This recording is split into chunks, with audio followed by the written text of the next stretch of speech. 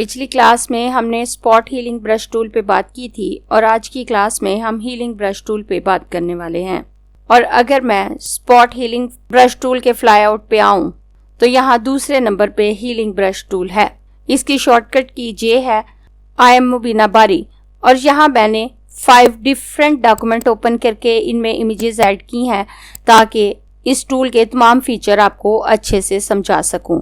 तो मैं अपने पहले डॉक्यूमेंट पे आ जाती हूँ और स्पॉट हीलिंग ब्रश टूल के फ्लाई आउट में आऊँ तो यहाँ दूसरे नंबर पे हमारे पास हीलिंग ब्रश टूल मौजूद है। मैं इस पे क्लिक करके इस टूल को एक्टिव कर सकती हूँ। तो आप देखें मेरे माउस का कर्सर मुझे एक सर्कल और उसके साथ एक लाइन की सूरत में नजर आ रहा है क्योंकि मैंने कोई सोर्स डिफाइन नहीं किया। हीलिंग ब्रश टूल में हम वो एरिया जिसे हमने क्लियर करना होता था उस पे क्लिक करते थे तो ये सॉफ्टवेयर खुद ब खुद आसपास के पिक्सेल्स को उठाकर उस एरिया को अच्छी तरह से फिल करने की कोशिश करता था, जबकि हीलिंग ब्रश टूल में ऐसा नहीं है। हम पहले सोर्स डिफाइन करते हैं, हम उस एरिया को डिफाइन करते हैं जिसको लेकर हमने उस एरिया पे फिल करना है जिसको हम हाइड करना चाहते हैं, या फिर अगर हम कोई सोर्स लेकर उसे किसी दूसरी जगह पे कॉपी करना चाहते हैं तो हम यहाँ से सोर्स डिफाइन करते हैं। सोर्स के लिए यहाँ हमारे पास 2 ऑप्शन है, सैंपल और पैटर्न।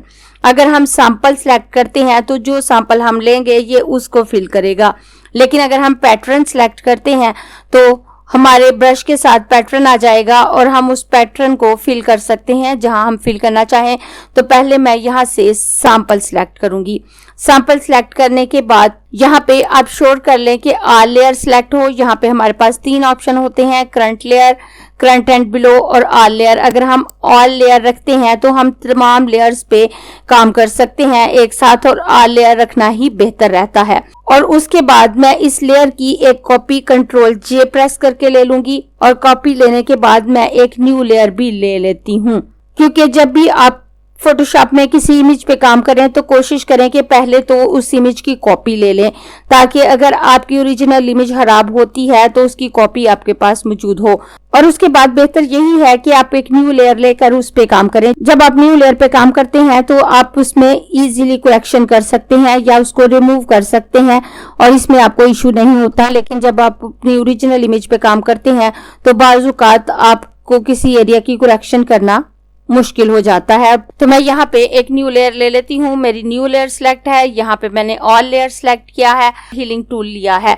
अब इसके साथ मुझे ये ब्रश नजर आ रहा है तो ब्रश के साइज को आप बिल्कुल वैसे ही छोटा या बड़ा कर सकते हैं जैसे आपने स्पॉट हीलिंग ब्रश में सीखा था। अगर आप स्टार्ट स्क्वायर ब्रैकेट प्रेस करते हैं तो आपके ब्रश का साइज छोटा होता है और अगर आप एंड स्क्वायर ब्रैकेट प्रेस करते हैं तो आपके ब्रश का साइज बड़ा होता है। उसके अलावा अगर आप इस पर राइट क्लिक करें तो आपके पास ये पैनल आ जाता है। ये वही पैनल है जो आपके पास स्पॉट हीलिंग ब्रश में आया था। यहाँ से आप ब्रश का साइज छोटा बड़ा कर सकते हैं, इसकी हार्डनेस चेंज कर सकते हैं, स्पेसिंग सेट कर सकते हैं, इसकी राउंडनेस और एंगल सेट कर सकते हैं। और यहाँ पे क्लिक करूँ तो यहाँ भी हमारे पास वही सेम ऑप्शन है।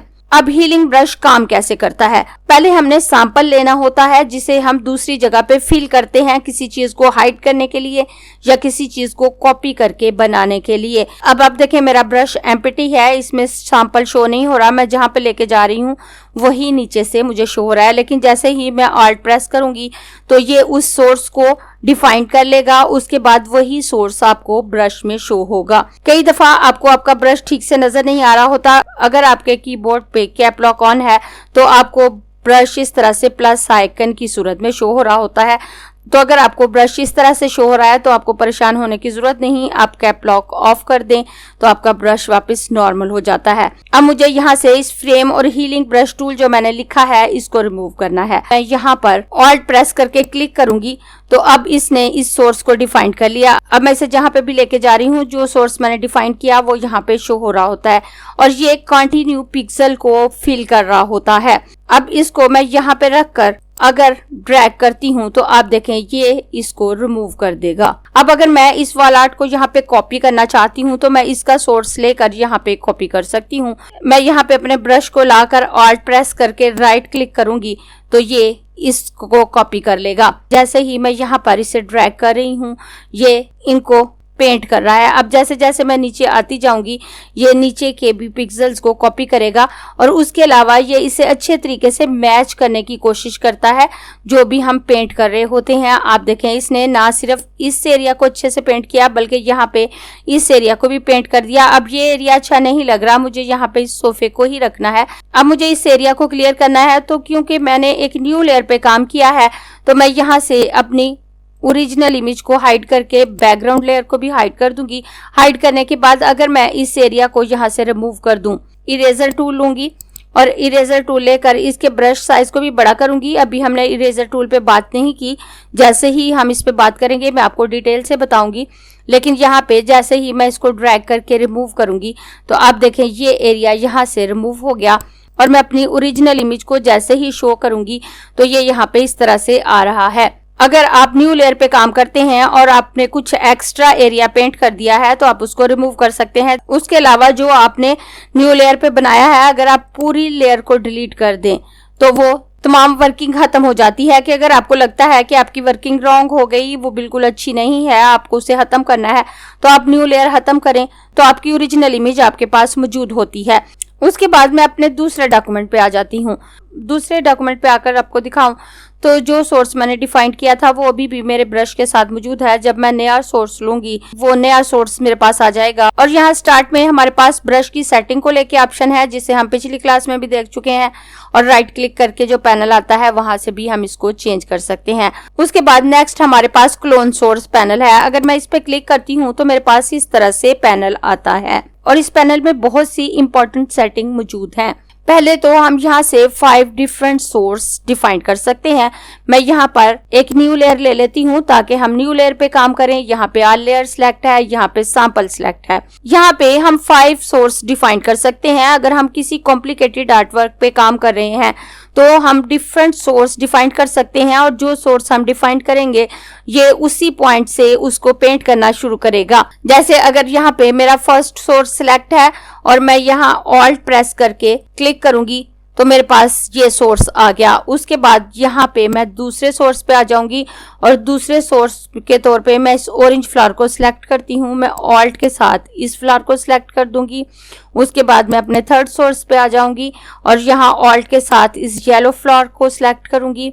फोर्थ सोर्स पे आ जाऊंगी और यहाँ पर मैं इस ग्रीन फ्लावर को छोड़ देती हूँ और इस स्काई ब्लू फ्लावर को as a source alt press करके क्लिक करके डिफाइन कर लूंगी और उसके बाद अपने 5 नंबर वाले सोर्स पे आ जाती हूँ और ऑल्ट प्रेस करके इस पिंक फ्लावर को यहाँ पर सिलेक्ट कर लूंगी। अब आप देखें जैसे ही मैं सोर्स यहाँ से चेंज करूंगी तो यहाँ पे जो मुझे प्रीव्यू नजर आ रहा है मेरे ब्रश के साथ वो चेंज हो जाएगा। जैसे मैं सोर्स 1 पे आऊंगी तो मुझे रेड फ्लावर नजर आ रहा है और उसके बाद जब मैं पेंट करूंगी तो ये इस रेड फ्लावर को पेंट करेगा, उसके बाद ऑरेंज फ्लावर को, उसके बाद येलो। जैसे जैसे मैं कंटिन्यू करूंगी ये इसको पेंट करेगा। और अगर मैं पेंट करना छोड़ देती हूँ और उसके बाद यहाँ पे पेंट करूँ तो ये वापस स्टार्ट से शुरू कर लेता है। मैं कंट्रोल Z कर देती हूँ और उसके बाद अगर मैं दूसरे सोर्स पे आऊँ तो यहाँ पे ऑरेंज फ्लावर है, तीसरे सोर्स पे आऊँ तो येलो, फोर्थ नंबर सोर्स पे आऊँ तो मेरा स्काई ब्लू है। अब यहाँ से अगर मैं राइट साइड पे पेंट करूंगी तो राइट साइड वाले फ्लावर पेंट होंगे और अगर लेफ्ट साइड पे पेंट करूंगी तो लेफ्ट साइड वाले फ्लावर यहाँ पर पेंट होंगे। मैं कंट्रोल Z कर देती हूँ और यहाँ से 1 नंबर वाले सोर्स को सिलेक्ट करूंगी। जब हम कोई सोर्स डिफाइन करते हैं और उसके बाद उसको पेंट करते हैं तो जब तक हम क्लिक नहीं छोड़ते तो ये कंटिन्यू पिक्सल को पेंट कर रहा होता है, लेकिन जैसे ही हम क्लिक छोड़ते हैं ये स्टार्ट से शुरू कर लेता है वापस उसी पहले पॉइंट से। जैसे आप देखें मैं यहाँ पर पेंट करूंगी और इतना पेंट करने के बाद अगर मैं क्लिक छोड़ दूं और दोबारा पेंट करना शुरू करूं तो उसने वापस उसी रेड फ्लावर से पेंट करना शुरू किया है। मैं कंट्रोल Z कर देती हूँ, लेकिन अगर मैं ऐसा नहीं चाहती, मैं चाहती हूँ कि ये कंटिन्यू पिक्सल को कॉपी करता चाहे तो यहाँ पे अलाइन ऑप्शन है। अगर अलाइन ऑप्शन पे चेक नहीं है तो आप जितनी दफा क्लिक छोड़ेंगे उतनी दफा ये नए सिरे से शुरू करेगा। लेकिन अगर आप अलाइन ऑप्शन पे चेक लगा देते हैं और उसके बाद आप पेंट करेंगे तो आप क्लिक छोड़ने के बाद जब दोबारा पेंट करना शुरू करेंगे तो ये नेक्स्ट पिक्सल को कंटिन्यू करेगा, जैसे आप देखें। और जब मैंने अलाइन पे चेक किया तो मेरे पास सोर्स शो नहीं हो रहा। अलाइन पे चेक लगाने के बाद मैं दोबारा से सोर्स डिफाइन करूंगी। मैं ऑल्ट के साथ सोर्स को डिफाइन कर लेती हूँ और उसके बाद अब मैं इसे पेंट करती हूँ तो मैं ये 2 फ्लावर पेंट करूंगी। पेंट करने के बाद मैं क्लिक छोड़ देती हूँ। क्लिक छोड़ने के बाद अब दोबारा अगर पेंट करना शुरू करूं तो आप देखें ये नेक्स्ट पिक्सल को ही कंटिन्यू कर रहा है। उसके बाद फिर मैं क्लिक छोड़ देती हूँ और उसके बाद जैसे जैसे मैं आगे जाती हूँ तो ये उन पिक्सल को कंटिन्यू करता है। जब आप लाइन यहाँ पे सिलेक्ट करते हैं और उसके बाद आप पेंट नहीं भी करते, अब आप देखें मैं ड्रैग नहीं कर रही ना मैं पेंट कर रही हूँ, मैं जस्ट मूव कर रही हूँ और मूव करने पे वो नेक्स्ट पिक्सल को यहाँ पर मुझे शो करवा रहा है कि जब मैं यहाँ पे पहुंचूंगी तो वो कौन से पिक्सल को यहाँ पर पेंट करेगा। अगर मैं यहाँ से स्टार्ट करती हूँ तो ये इन स्काई ब्लू फ्लावर से स्टार्ट लेगा। आप देखें मैं कंट्रोल Z कर देती हूँ। उसके बाद नीचे के ऑप्शन को बताने के लिए मैं अपने नेक्स्ट डॉक्यूमेंट पे आ जाती हूँ और यहाँ मेरे पास एक लाइन की इमेज मौजूद है। मैं न्यू लेयर लेकर ही काम करूंगी और उसके बाद मैं यहाँ ऑल्ट प्रेस करके क्लिक करूंगी और क्लिक करने के बाद अब अगर मैं यहाँ पे ड्रैग करती हूँ आप देखें सेम साइज में मेरे पास लाइन बनकर यहाँ पर आया है। मैं दोबारा कंट्रोल Z करूंगी और कंट्रोल Z करने के बाद अब अगर मैं यहाँ पर इसकी विड्थ और हाइट को कम कर दूं, यहाँ पर ये आपको लिंक शो हो रहा है। अगर लिंक यहाँ पे एक्टिव है और आप विड्थ को चेंज करेंगे तो हाइट भी चेंज हो जाएगी और अगर आप इस लिंक को क्लोज कर देते हैं तो आप जस्ट विड्थ या हाइट को भी चेंज कर सकते हैं। तो मैं यहाँ पर अगर 50% कर देती हूँ इसके साइज को तो आप देखें इसकी विड्थ जैसे ही मैंने चेंज की इसकी हाइट भी कम हो गई। उसके बाद मैं ऑल्ट के साथ यहाँ से क्लोन सोर्स लूंगी और यहाँ पर अगर मैं पेंट करूं तो आप देखें ये 50% कम छोटे साइज में मेरे पास प्रिंट होकर आया है। और उसके अलावा अगर मैं यहाँ से फ्लिप कर देती हूँ, ये जो 2 ऑप्शन नजर आ रहे हैं ये ऊपर वाला ऑप्शन हॉरिजॉन्टली फ्लिप करेगा और नीचे वर्टिकली फ्लिप करेगा। अगर मैं हॉरिजॉन्टली फ्लिप करूं, अब मैं यहाँ पर अगर इसे ड्रैग करती हूँ तो आप देखें ये फ्लिप होकर ड्रैग हुआ है। मैं दोबारा इसे यहाँ पर ड्रैग करूं तो आप देखें ये फ्लिप होकर ड्रैग हुआ है क्योंकि मैंने इसे हॉरिजॉन्टली फ्लिप किया है। और अगर मैं इसे वर्टिकली फ्लिप करके यहाँ पे बनाऊं तो आप देखें ये वर्टिकली फ्लिप होकर बनेगा। मैं कंट्रोल Z कर देती हूँ। मैं यहाँ से इस फ्लिप को ऑफ कर दूंगी। अब अगर मैं इसका एंगल चेंज करके इसे 45 कर देती हूँ और उसके बाद अब अगर मैं इसे ड्रैग करूं तो ये सीधा ड्रैग नहीं होगा बल्कि 45 के एंगल पे ड्रैग होगा। आप देख सकते हैं। तो मैं यहाँ से एंगल को वापस 0 कर देती हूँ, विड्थ और हाइट को वापस 100% कर दूंगी और उसके बाद नीचे फ्रेम ऑफसेट है। तो फ्रेम ऑफसेट का ऑप्शन उस वक्त काम कर रहा होता है जब हम वीडियो टाइमलाइन पे काम कर रहे होते हैं। अब आप सोच रहे होंगे कि फोटोशॉप में हम वीडियो टाइमलाइन पे कैसे काम कर सकते हैं। तो उसके लिए हम विंडो मेन्यू में आकर टाइमलाइन के ऑप्शन पे क्लिक करें तो ये हमारे पास टाइमलाइन आ जाती है और हम इस पे वीडियो टाइमलाइन पे काम कर सकते हैं। जब हम विंडो मेन्यू में आएंगे तो इस ऑप्शन को भी डिटेल से देख लेंगे। मैं दोबारा विंडो मेन्यू में आकर यहाँ टाइमलाइन ऑप्शन से चेक हटा दूं तो मेरी लेयर्स वापस नॉर्मल हो जाती है। तो फ्रेम ऑफसेट और लॉक फ्रेम का ऑप्शन वीडियो टाइमलाइन पे काम करता है। उसके बाद शो ओवरले है। अगर मैं शो ओवरले से चेक हटा देती हूँ और उसके बाद मैं यहाँ पे ड्रैग करूँ तो वो उस सोर्स को जो मैंने कॉपी किया था उसको यहाँ पर पेस्ट तो करेगा लेकिन मुझे मेरा ब्रश खाली नजर आएगा। लेकिन अगर मैं शो ओवरले पे चेक लगा दूं तो मेरे ब्रश में वापस मुझे वो सोर्स शो होने लगेगा जो मैंने लिया था। उसके बाद ओपेसिटी है तो ये ओपेसिटी इसी ओवरले की है। अगर मैं यहाँ से ओपेसिटी कम करूंगी तो ऐसा नहीं है कि वो जो इमेज दोबारा से ड्रैग करेगा उसको लेस ओपेक करेगा, उसकी ओपेसिटी डाउन करेगा, बल्कि यहाँ पे जो मुझे प्रीव्यू नजर आ रहा है उसकी ओपेसिटी कम होगी। जैसे अगर मैं यहाँ पे ओपेसिटी 20% कर देती हूँ और उसके बाद आप देखें यहाँ पे मुझे प्रीव्यू कितना लाइट नजर आ रहा है, बिल्कुल ट्रांसपेरेंट सा नजर आ रहा है। लेकिन जब मैं ड्रैग करके बनाऊंगी तो ये बिल्कुल इसे ओरिजिनल अंदाज में बनाएगा।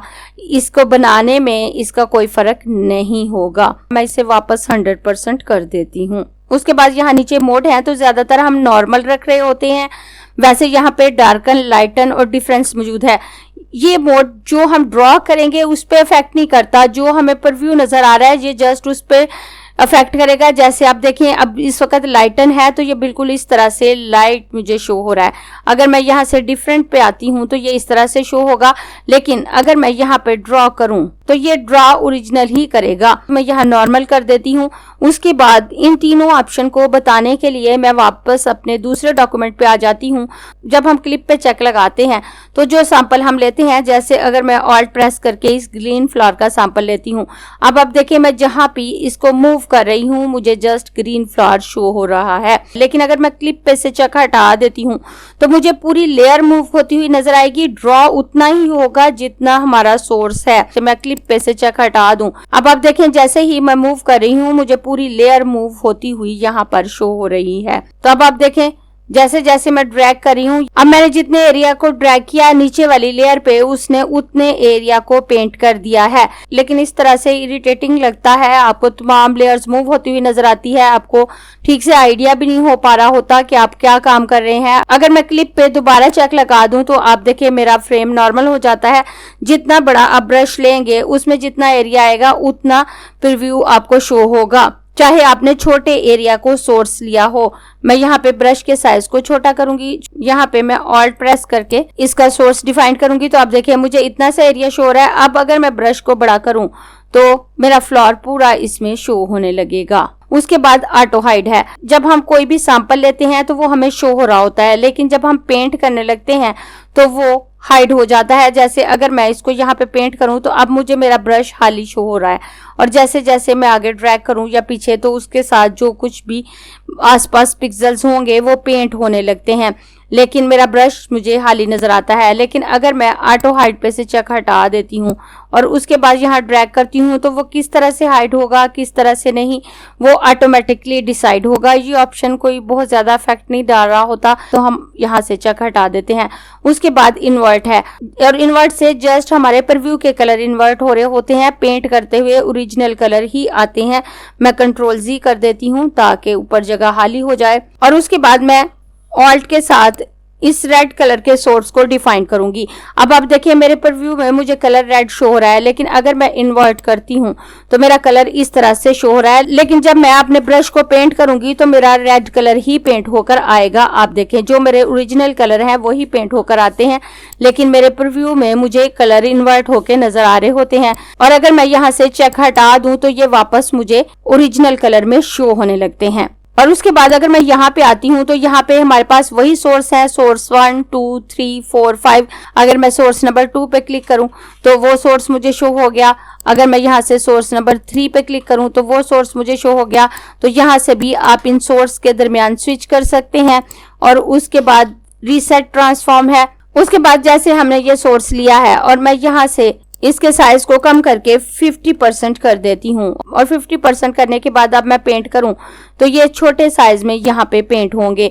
और उसके बाद मैं यहाँ पे आकर रीसेट ट्रांसफॉर्म पे क्लिक करूँ तो मेरा ब्रश वापस ओरिजिनल हालत में आ जाता है और यहाँ पे वापस 100% हो जाएगा। अगर हमने यहाँ से इस साइज को चेंज किया है तो रीसेट ट्रांसफॉर्म से ये साइज वापस 100% हो जाता है। उसके बाद लॉक फ्रेम का ऑप्शन है और ये वीडियो टाइमलाइन पे काम करता है। उसके बाद शो ओवरले यहाँ पे मौजूद है। उसके बाद क्लिप टू ब्रश टिप है तो ये क्लिप ऑप्शन है। ऑटो हाइड ओवरले है तो ये वाला ऑप्शन है। इन्वर्ट ओवरले है ये है। उसके बाद क्लोज है तो आप इस पे क्लिक करके इसको क्लोज कर सकते हैं। अगर आपके पास ज्यादा ग्रुप ओपन है तो क्लोज टैब ग्रुप पे क्लिक करने से वो क्लोज हो जाते हैं। मैं यहाँ पे क्लिक करूँ तो ये क्लोज हो गया। उसके बाद अलाइन के साथ यूज लेगेसी है। अगर हम इस पे क्लिक करते हैं तो जो सोर्स हम डिफाइन करेंगे उसको पेंट करने के लिए ये सॉफ्टवेयर जो मेथड यूज करेगा ओल्ड मेथड यूज करेगा, और उससे ब्लेंडिंग ज्यादा अच्छी नहीं होती कई दफा। लेकिन अगर हम यहाँ पे चेक नहीं लगाते तो वो उस सोर्स को जो हमने डिफाइन किया है उसको पेंट करने के लिए न्यू मेथड यूज करेगा और ब्लेंडिंग ज्यादा अच्छी होगी। और जैसे अगर मैं यहाँ से यूज लेगेसी पे चेक लगाती हूँ और उसके बाद अगर मैं यहाँ पे पेंट करती हूँ तो हीलिंग को अप्लाई होने में प्रोसेसिंग होगी। और उसके बाद हमारे रिजल्ट में आप देखें यहाँ पे कुछ व्हाइट एरिया आ रहा है। मैं इस एरिया को जूम करके आपको दिखाऊं तो आप देखें इसने इसे ज्यादा अच्छे से मैच नहीं किया।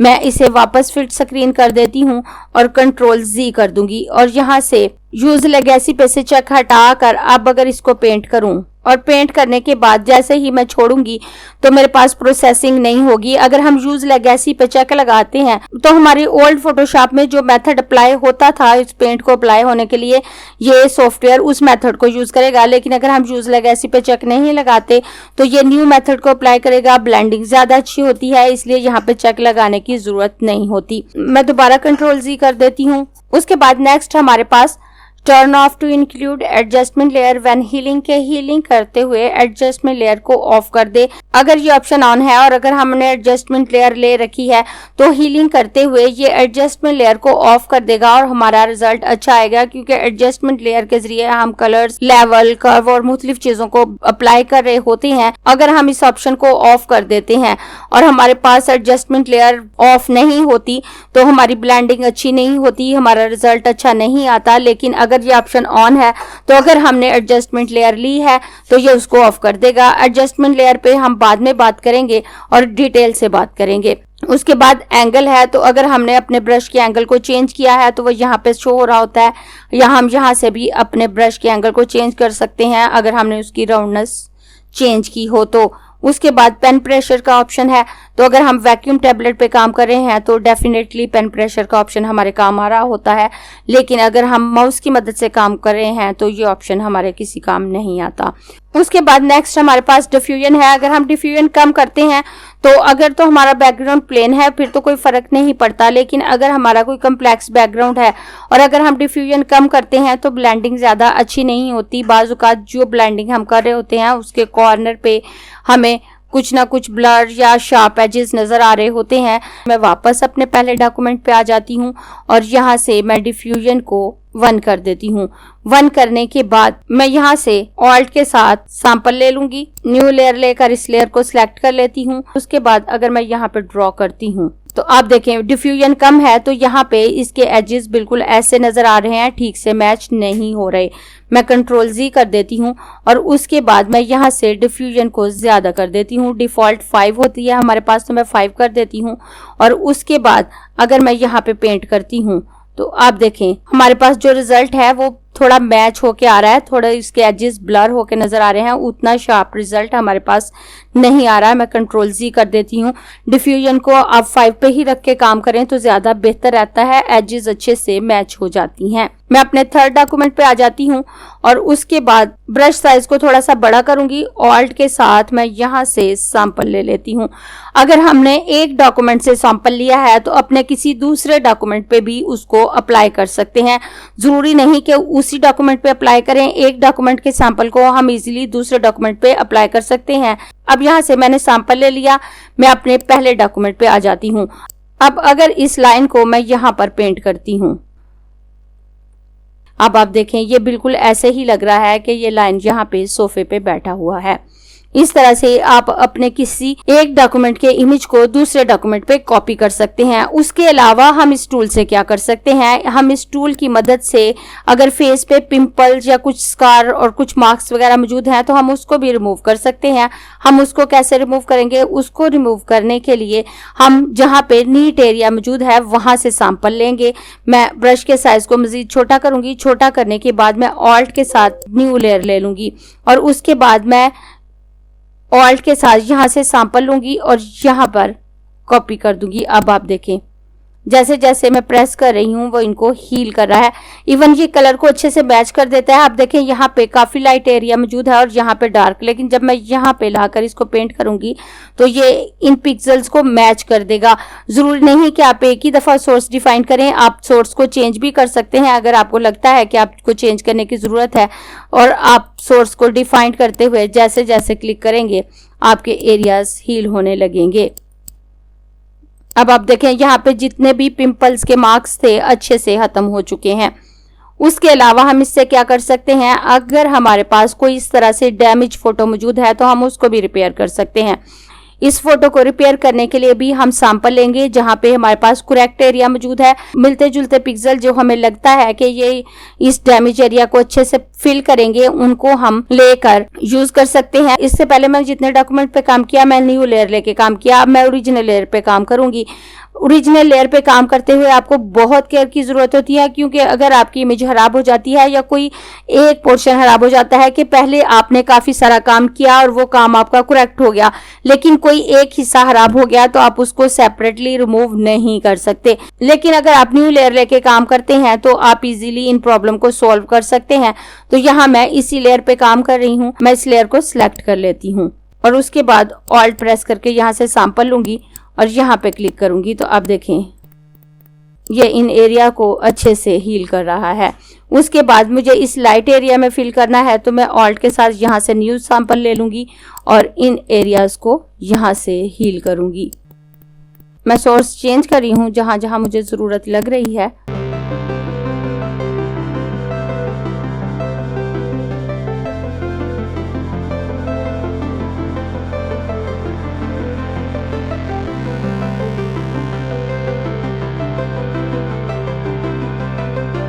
अब आप इस इमेज को देखें तो इसमें से काफी सारे डैमेज रिपेयर हो चुके हैं।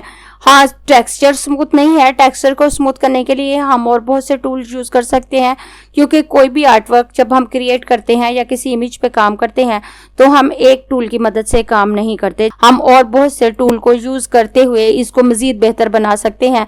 उसके बाद मैं वापस अपने दूसरे इमेज पे आ जाती हूँ और सोर्स में हमारे पास दो ऑप्शन है, सैंपल और पैटर्न। तो सैंपल से रिलेटेड तमाम ऑप्शन हमने देख लिए हैं। उसके बाद हम आ जाते हैं पैटर्न पे। जब हम पैटर्न पे क्लिक करते हैं तो यहाँ हमें पैटर्न शो होने लगता है और उसके बाद यहाँ पे क्लिक करूँ तो नीचे हमारे पास काफ़ी सारे पैटर्न दिए हुए हैं। अगर मैं इस पे क्लिक करूँ तो यहाँ हमारे पास कुछ पैटर्न है जो कि ट्री से रिलेटेड है, उससे नीचे ग्रास से रिलेटेड है, मजीद नीचे आऊँ तो नीचे वाटर से रिलेटेड है। तो यहाँ पे हम जो भी टेक्सचर सिलेक्ट करेंगे वो हमें यहाँ पे शो होगा और हमारे ब्रश के साथ भी वही टेक्सचर आ रहा होगा और उसके बाद जब हम उसे पेंट करेंगे तो वो टेक्सचर ही अप्लाई होगा। अगर मैं यहाँ से इस टेक्सचर को सिलेक्ट करूँ और अपने ब्रश के साइज को मैं बड़ा कर देती हूँ और यहाँ पे पैटर्न सिलेक्ट करने के बाद अब अगर मैं ड्रैग करूंगी तो ये उसी पैटर्न को फिल करेगा। अगर आपने किसी जगह पैटर्न फिल करना है या पैटर्न की मदद से बैकग्राउंड बनाना है तो आप इसको यूज कर सकते हैं। अगर मैं यहाँ से कोई दूसरा पैटर्न लेती हूँ, मैं ये पैटर्न सिलेक्ट करूंगी, ये यहाँ पे आ गया। उसके बाद जब मैं ड्रैग करूंगी तो यहाँ पे ये वाला पैटर्न आ रहा होगा जो मैंने सिलेक्ट किया। अगर मैं इस पैटर्न को सिलेक्ट करके यहाँ पे ड्रैग करूँ तो यहाँ पे ये पैटर्न आने लगता है। तो आप इस तरह से पैटर्न ऑप्शन को यूज कर सकते हैं। आई होप आपको हीलिंग ब्रश टूल की अच्छे से समझ आ गई होगी।